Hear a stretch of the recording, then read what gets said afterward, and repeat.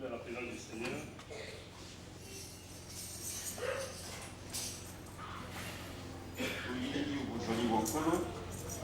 Nous sommes venus à la présence du Seigneur.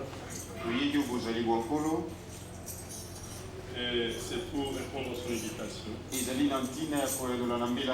que ce n'est pas par hasard que tu es là. L'Écriture dit qu'il n'appartient pas à l'homme de conduire, c'est pas quand tu marches. D'ailleurs, le mouvement, la respiration et l'aide viennent de la part de Dieu. Voilà pourquoi nous sommes vraiment reconnaissants. Je vous demande de mettre debout et nous allons lire la parole de Dieu. Je sais que c'est la saison sèche, mais ça ne doit pas changer notre horaire. Nous ne devons pas regarder à l'atmosphère, mais plutôt à nos montres. Nous savons qu'il est temps pour que nous puissions aller au rendez-vous avec le Seigneur. Nous lisons dans le livre de Matthieu, chapitre 7e. Je vais commencer au verset 6. C'est vraiment capital.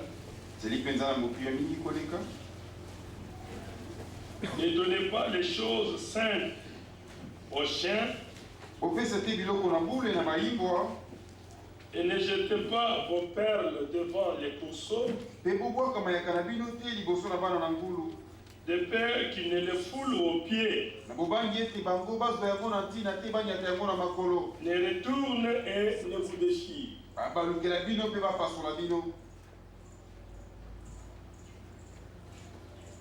Demandez et l'on vous donnera. Nous sommes en train de lire les instructions du Seigneur qu'il a donné à ses disciples. C'est la sagesse d'en haut. La Bible dit que la sagesse d'en haut, elle est dure, elle est pacifique. Et l'exemple de duplicité. Demandez et l'on vous donnera. Cherchez et vous trouverez. Frappez et l'on vous ouvrira. Verset 8. Car quiconque demande reçoit. Celui qui cherche trouve. Et l'on ouvre à celui qui frappe. Lequel de vous donnera une pierre à son fils s'il lui demande du pain? Ou s'il demande un poisson, lui donnera-t-il un serpent? Ça ne peut pas se faire, naturellement. 11. Si donc, méchant comme vous l'êtes, de par la nature, l'homme est méchant. De par la première naissance, l'homme est méchant. Mais si on ne peut pas faire ce que nous avons lu avant là, méchant que vous êtes, vous savez donner de bonnes choses à vos enfants. Écoutez, à combien plus forte raison votre Père, il est où? Qui est dans le ciel, donnera-t-il des bonnes choses à ceux qui les lui demandent? La pleine personne sur la terre, votre Père. Votre Père est au ciel. David, où est ton Dieu? Mon Dieu est au ciel. Et il fait ce qu'il veut. On est devant du Père. Verset 12. Tout ce que vous voulez, et les hommes fassent pour vous, faites-le de même pour eux. la loi et les prophètes. Verset 13. De très bonnes instructions. Entrez par la porte étroite.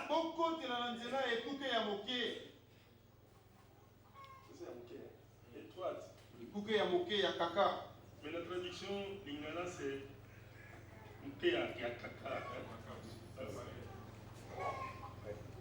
entrez par la porte étroite. Car l'âge est la porte spacieux et les chemins qui mènent à la perdition. Ça c'est pas un bon chemin. Les gens du monde disent que tout chemin mène à Rome. Mais tout chemin ne mène pas à Dieu. Il n'y a qu'un seul chemin qui mène à Dieu. Et ce chemin-là est un homme. Il s'appelle Jésus-Christ. Mais c'est quel genre de chemin? Ésaïe 35. Nous l'avons suivi ici. Ésaïe 35, excusez-moi. Ésaïe 35. Quel chemin? C'est merveilleux ça. Verset 8. Il y aura là un chemin frayé. Une route. Mais quelle route? Qu'on appellera la voie sainte. C'est une route qui est sainte. Une voie sainte. Elle n'est pas n'importe comment. On n'a pas y amener de la saleté. Elle-même est déjà pure. Ce chemin-là. C'est là où il faut marcher. Le chemin qui a été inauguré. Au travers de son corps. Quand le sang a coulé à Golgotha. L'entrée est devenue libre dans le sanctuaire. Il n'y a pas possibilité d'aller dans la présence de Dieu sans avoir emprunté ce chemin-là. Sans avoir emprunté ce chemin-là. Il n'y a même pas possibilité que Dieu vienne à vous sans passer par ce chemin-là. L'unique chemin. C'est vrai qu'il faut emprunter. Et il a appelé la voie sainte. Là, on ne peut pas piquer à tout n'importe où. Et la Bible même montre cette voie sainte-là, elle n'est pas empruntée par tout le monde. Pas n'importe qui suit ce chemin-là. Quelle est l'écriture? Qu'on appellerait la voie sainte. Écoutez. Ni l'impur, ni passera. Là, on ne voit pas les impurs. Si tu es engagé sur ce chemin, c'est que tu es déjà pire. Ce sont les pires qui doivent y marcher. Pas l'impur. Ni l'impur ne passera. Écoutez. Elle sera pour elle seule. Les racheter, non? Il y a des choses faites qui nous concernent, qui ne concernent pas tout le monde. C'est comme ça que le Seigneur pouvait donner des instructions à ses disciples. Il y a des choses que vous ne pouvez pas donner aux chiens. Ça ne convient pas à la nature. Ça convient à la nature des enfants de la maison. Et les enfants de la maison accepteront cela et diront Amen.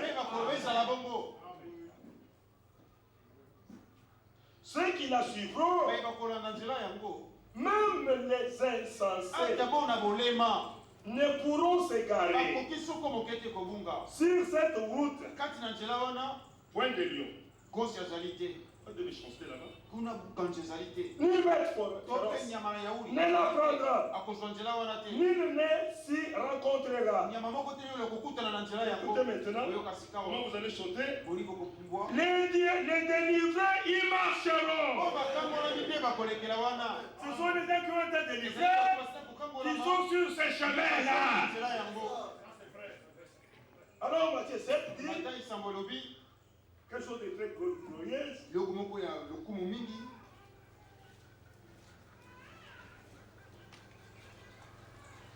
Mais étroite est la porte, resserré le chemin qui mène à la vie.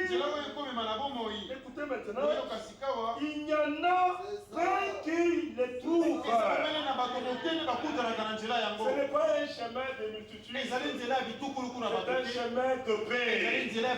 Beaucoup d'appelés, mais peu d'élus. Et ceux qui sont délivrés, ceux qui ont fait leur vraie expérience avec Dieu. Bien-aimé, c'est ça notre évangile. Que les gens aient fait une expérience véritable et réelle avec Dieu. Que les gens ne peuvent s'ajouter à l'église. Non, les gens doivent aller plus loin. Jusqu'à rencontrer Dieu dans la puissance de la résurrection. Les bons domaines. Prions ensemble. Que le Seigneur déverse son onction sur nous et qu'il bénisse en ce matin. Prions ensemble. Nous prenons ta présence pour te dire merci. Cette occasion que nous offrons à toi.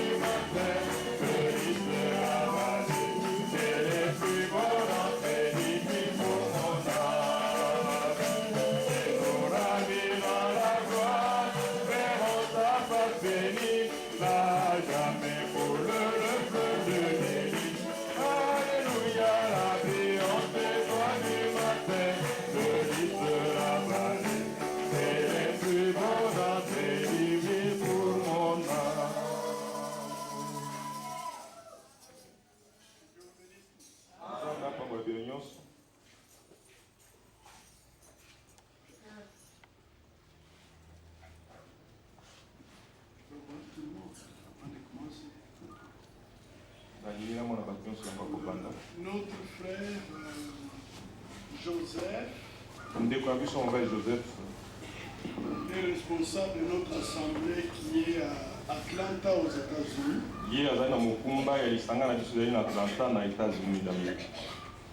Il vous a salué au nom du Seigneur.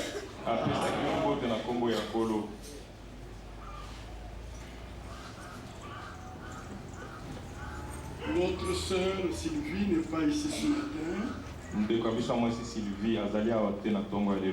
Parce qu'elle est en deuil. Elle a perdu sa maman Leki. L'enterrement est prévu à 14h. Je vous rappelle que nous avons une grande charge pour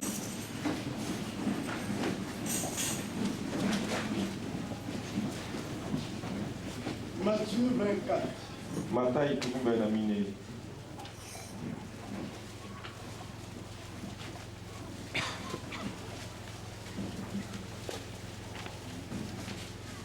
J'ai lu au verset 23-24. Si quelqu'un vous dit alors, le Christ est ici ou il est là, ne croyez pas. Car il s'élèvera de faux Christ et de faux prophètes. Ils feront de grands prodiges et de miracles au point de séduire, s'il était possible, même les élus.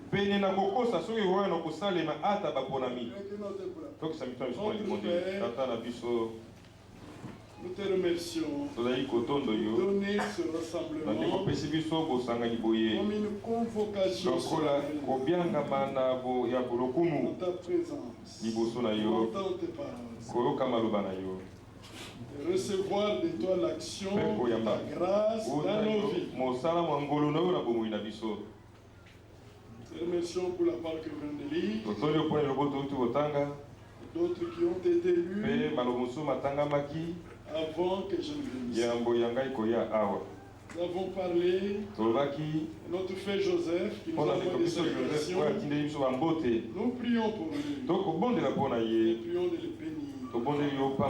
Et aussi notre frère Félix, notre frère Franck, notre frère Georges, notre frère Gabi, qui sont en voyage maintenant.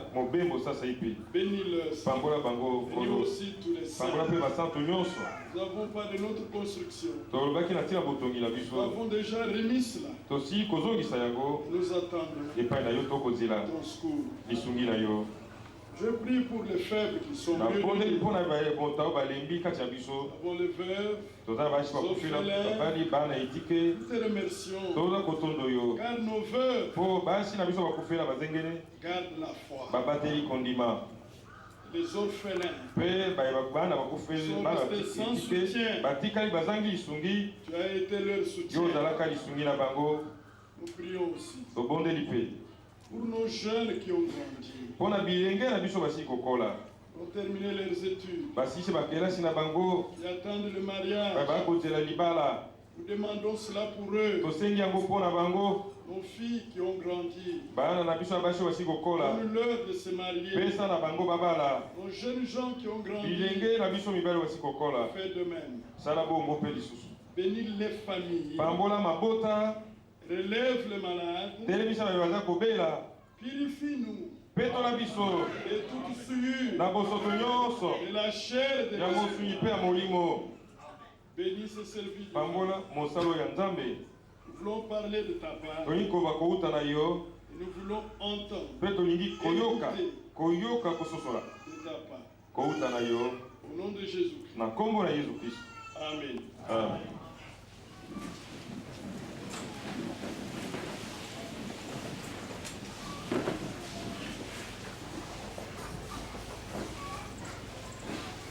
Si quelqu'un vous dit que Christ est ici, où il est là, ne le croyez pas.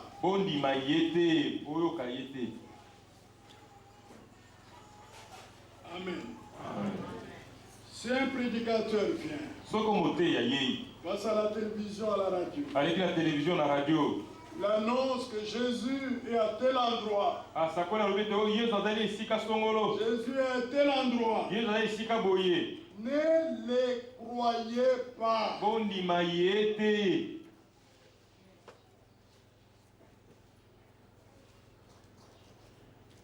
Car Jésus-Christ ne devait pas venir sur cette terre dans un corps physique à sa seconde venue.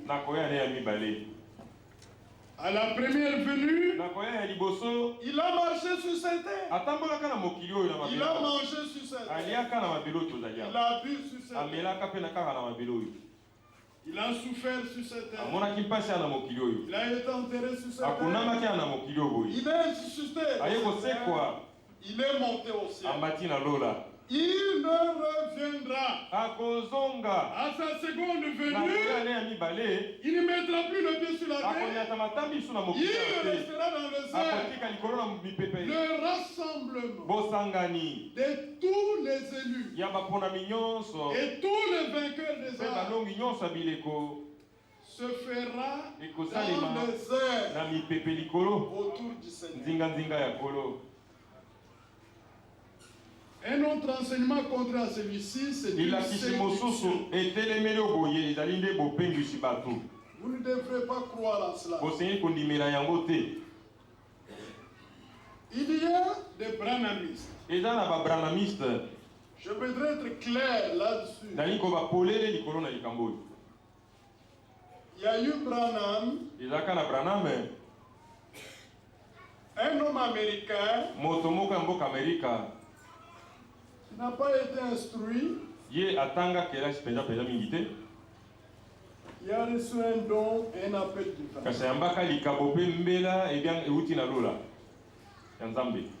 Avec ce ministère, il est allé dans le monde entier. l'Asie, l'Europe, l'Amérique, l'Afrique. Il a prêché l'évangile. Il était tout particulier avec d'autres serviteurs qui ont servi en son temps ou qui l'ont précédé. Pourquoi il était différent? Parce qu'il avait un ministère prophétique avec un don de guérison très puissant. Il avait les visions du Seigneur. Il a eu un don. Il a fait des choses. Dieu a fait des choses au travers de lui. Même des choses qui ne s'étaient pas passées littéralement dans le ministère de Jésus.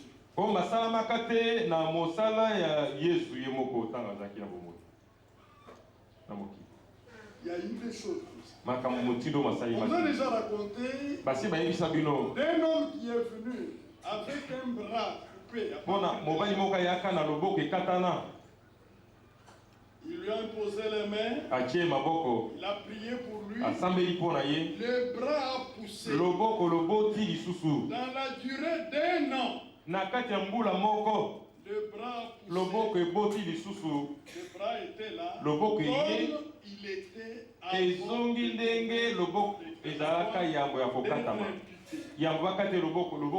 Il est venu dans la ligne de prière avec un nez arraché.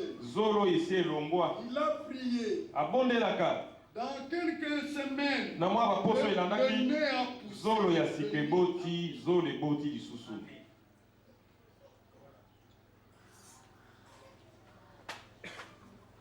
C'est un grand ministère.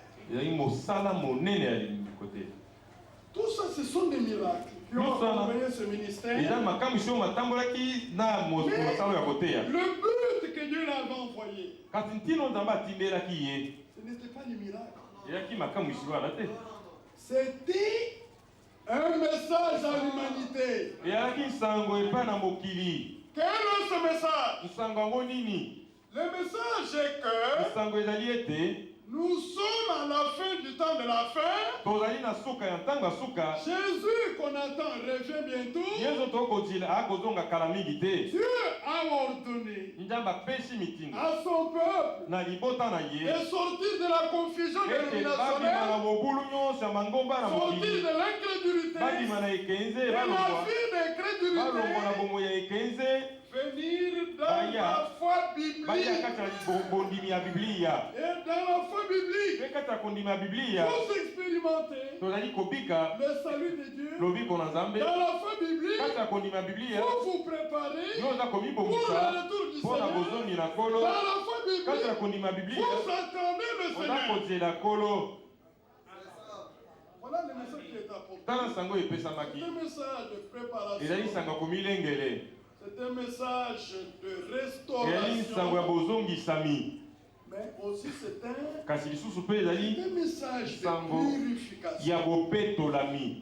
Ce message, c'est le retour à l'ancien évangile des apôtres. Pourquoi il a prêché comme les apôtres? La divinité. Le baptême d'eau, le lavage de pieds, la Sainte Seine, le retour du Seigneur, la tenue des femmes, les dons, le ministère, le retour du Seigneur, la résurrection. Tout ça, il les a prêchés comme dit l'Écriture. C'est la foi biblique que Dieu agrée. Nous croyons comme dit l'Écriture. Est-ce que c'est clair? Comme au temps de Jean-Baptiste, un grand prophète, il n'a fait aucun miracle. Il avait un ministère prophétique avec un message de préparation. Préparer le peuple à rencontrer le Christ à sa première venue. C'est un message puissant. Demandant au peuple de se repentir. Demandant au peuple de pratiquer la vie de piété. Demandant au peuple de se faire baptiser. Et en écoutant le peuple, écoutant cette prédication, il était préparé à recevoir le Messie. Amen. Mais il y a eu des groupes. Il y a eu des fanatiques de Jean-Baptiste. Annoncé par Malachie. Annoncé par Esaïe. Jean-Baptiste est un grand prophète. Il y a eu des fanatiques de Jean-Baptiste. Et il y en a eu qui ont fixé leur regard sur le but du et le point de chute du message de Jean-Baptiste, c'est lorsqu'il a dit pointons Christ du doigt. Il a dit voici l'agneau de Dieu qui ôte le péché du monde. Vous tous suivez Jésus. Il y en a qui sont restés avec Jean. Ils ont commencé à être jaloux de ce que plusieurs suivaient Jésus et les autres sont restés là avec Jésus.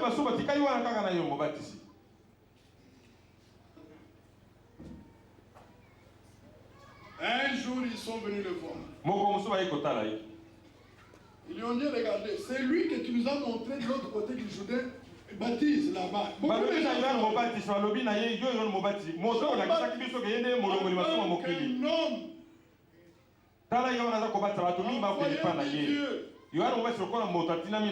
va donner la réponse à ça.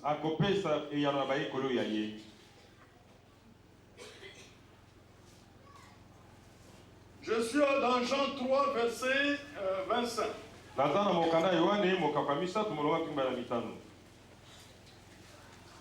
Dormez pas.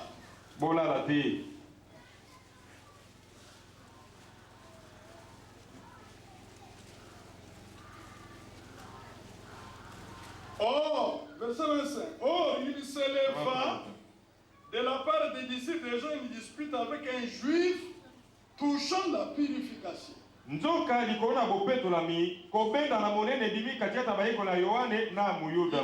trouver Jean et lui dit, Rabbi, c'est lui qui était avec toi au-delà du Jourdain, et à qui tu as rendu témoignage.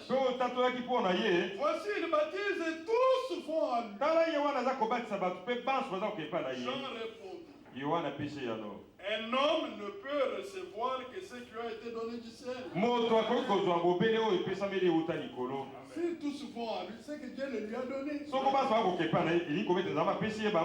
Deux, vous-même m'êtes témoin.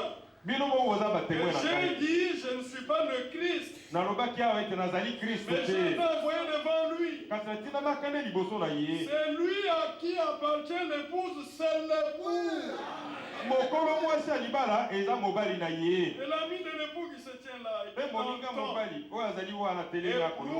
une grande joie à cause de la foi de l'époux. Aussi cette joie qui est la mienne est parfaite. Il faut qu'il croisse. Et que moi l'envoyé, je diminue. C'est clair? Un envoyé de Dieu n'est pas plus grand que celui qui l'a envoyé. Est-ce que c'est clair? Paul, Moïse, Jean-Baptiste, Branham. Ces gens ont été envoyés. Et d'autres qui ont été envoyés. Esaïe, Ézéchiel. Comme ils ont été envoyés, c'est que lui qui nous a envoyés est au-dessus d'eux. Comme pour dire, Jésus-Christ est au-dessus de Branham. azali likolo ya Branham, au-dessus de Moïse, azali likolo ya il Moïse, est au-dessus de Franck, azali likolo ya Frank, il est au-dessus de tous les serviteurs. azali likolo ya basali nyonso ya Nzambe. Po yende aza kotinda bango. C'est pourquoi dans notre église, Yamana ici, l'église na biso epai tozali awa. c'est Christ qui est élevé. Christ nde atongwami likolo.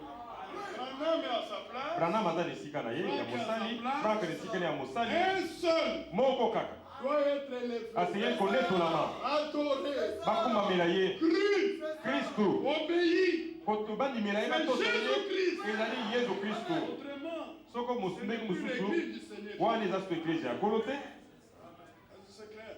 laba eza polele. Il continue au verset 31. Akobi molongo atukisaka moko. Celui qui vient d'en haut est au-dessus de tous. Oyo awuti na likolo aza likolo ya banso. Celui qui est de la terre est de la terre. Oyo ya mabele azali ya mabele. Il parle comme étant de la terre. Akoloba lokola moto ya mabele. Celui qui vient du ciel est au-dessus de tous. Awuti na lola aza likolo na banso. Mais c'est clair. Eza polele te. Christ est venu d'en haut. Kristo awutaki na likolo. Jean-Baptiste est venu de la terre. Yana mobeti awuti na mokili ya Et mabele. alors, qui est plus grand? Bongo nani yango aleki monene? Qui est au-dessus? Nani aza likolo? C'est celui qui est venu d'en haut. Eza awutaki likolo te. Le plan de Dieu, Mwango na Nzambe. conformément à Colossiens chapitre 1er, Engebeli na bakolose mokako ya yango. Dieu a fait un plan en Nzambe 3 étapes. azaka na mwango na bitenyi misato. La première, Eteni ya liboso Dieu voulait se révéler lui-même. Nzambe alingaki komilakisa ye moko. S'exprimer lui-même. Alingaki ye moko amimonisa aloba ye moko amimonisa polele. Dieu l'a fait au travers de Christ. Nzambe asalaki bongo kati na Kristo. Lorsque Dieu est devenu homme, E en Jésus-Christ, Nzambe akomaka moto kati na Yesu Kristo. il a parlé directement aux hommes. Alobaka mbala moko epai na bato Il ye s'est moko. exprimé lui-même. Alobaki ye moko. Deuxième point, deuxième étape. Eteni ya mibale ya mwangu na ye. Dieu voulait dans son plan éternel Nzambe alingaki kati ya mwangu ne ya seko que Christ ete Kristu ait la prééminence sur son église. azala na esika ya liboso likolo na eklezia na ye.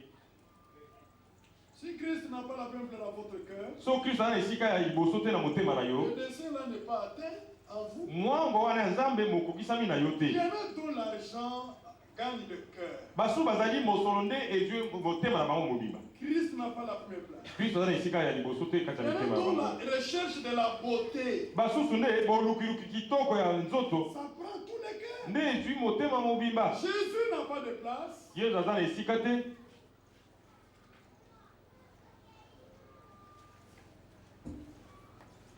Il y en a dont les désirs d'avoir des femmes. Basusu mposa ya kozwa basi kobalabala basi yango nde ezwi motema mobimba na bango. Christ n'a pas de place. Kristo azangi esika kati na bango.